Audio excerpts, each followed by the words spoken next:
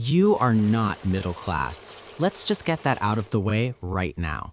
You are the working poor with a slightly higher credit limit and a delusion of grandeur that is currently costing you your financial freedom.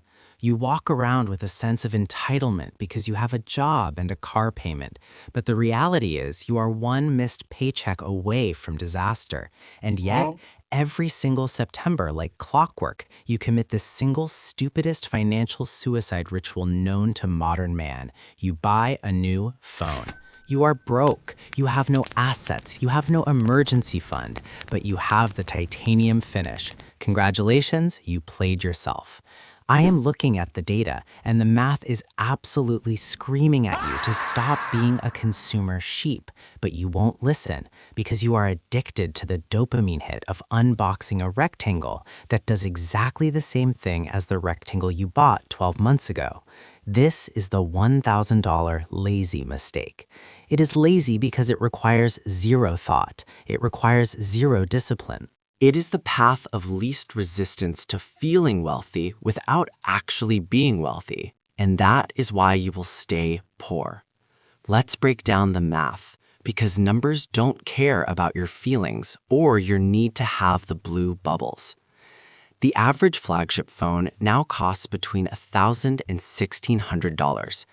Let's take a conservative average of $1,200. You tell yourself, "Oh, I use it every day. It's an investment."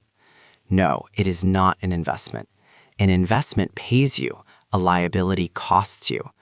Your phone is a depreciating liability that drops in value faster than a rock thrown off a cliff.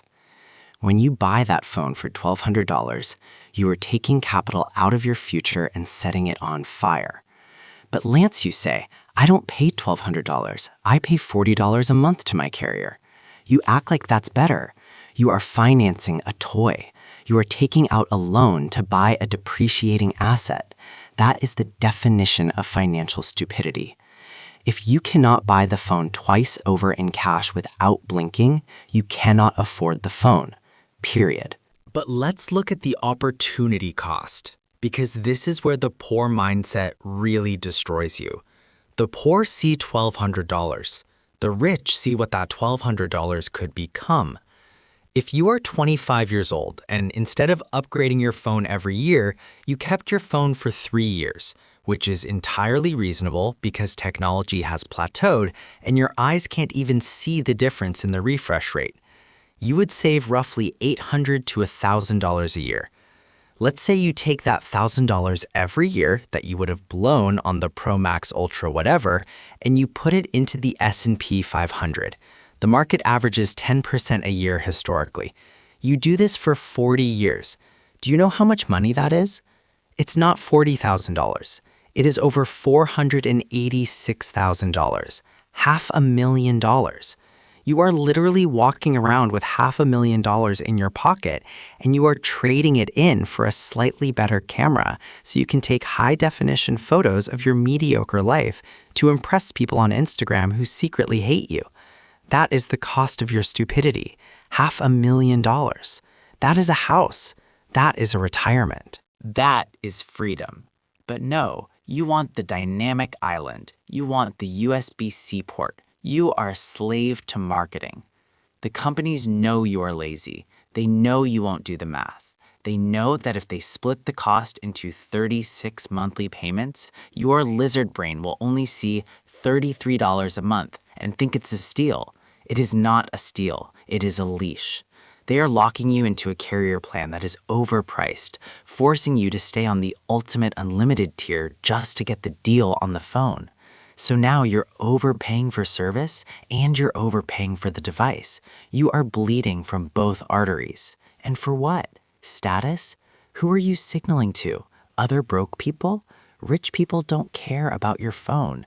Rich people are walking around with cracked screens on phones from 3 years ago because they are too busy making money to care about the specs of a device they used to send emails. I see people working minimum wage jobs, struggling to pay rent, complaining about the cost of eggs, and they are holding a $1,400 device. This is madness. It is a poverty trap wrapped in sleek packaging. You complain that the system is rigged. You complain that you can't get ahead. You complain that housing is too expensive. Yet you voluntarily sign up to be milked by a tech giant every single year. You are the cash cow. They are farming you. And the worst part is the lazy aspect of it. You do it because it's easy. It's easy to walk into the store and say, "Give me the new one." It's hard to say no. It's hard to keep a phone until the battery dies.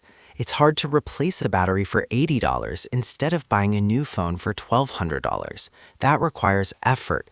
That requires delayed gratification. And that is why you are middle class. That is why you are stuck. You have no delayed gratification muscles. You see, you want, you buy, you finance, you complain. This cycle repeats. Let's talk about the trade-in scam, because I know you're already typing it in the comments. But Lance, I got $800 for my trade-in. Did you? Did you really? Or did you get $800 in bill credits spread out over 36 months, which ties you to that carrier, preventing you from switching to a cheaper $15 per month plan?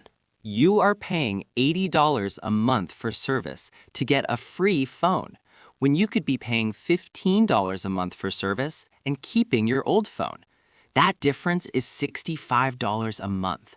That's $780 a year. Add that to the cost of the upgrade fees, the taxes, the new case you have to buy because they moved the buttons 2 millimeters, the new charging brick they didn't include in the box. You are losing thousands. You are hemorrhaging wealth. And you justify it by saying, "I use it for work." Unless you are a mobile developer or a professional photographer, you do not need the Pro model for work. You check Slack and you send emails. A potato could do that. You are lying to yourself to justify your consumerism. You are poor because you act rich. Rich people act poor to get rich. That is the fundamental disconnect. You are buying a depreciating asset that becomes e-waste in 4 years. If you put that same money into Apple stock instead of Apple products every year for the last 10 years, you wouldn't be worried about the price of the phone because your dividends would pay for it. But you don't own the stock. You own the product. You are the consumer. You are the bottom of the food chain. Stop it. Stop being lazy. Keep your phone until it literally falls apart. Put a case on it and shut up. Take that $1,000 or $1,200 a year and put it into an index fund. Max out your Roth IRA. Pay off your credit card debt. Do literally anything else with the money other than giving it to a trillion-dollar corporation that designs these things to break so you have to come back. Break the cycle. Be the person with the old phone and the fat bank account, not the new phone and the overdraft fee. The choice is yours. But looking at the statistics, I know which one you're going to make. Prove me wrong.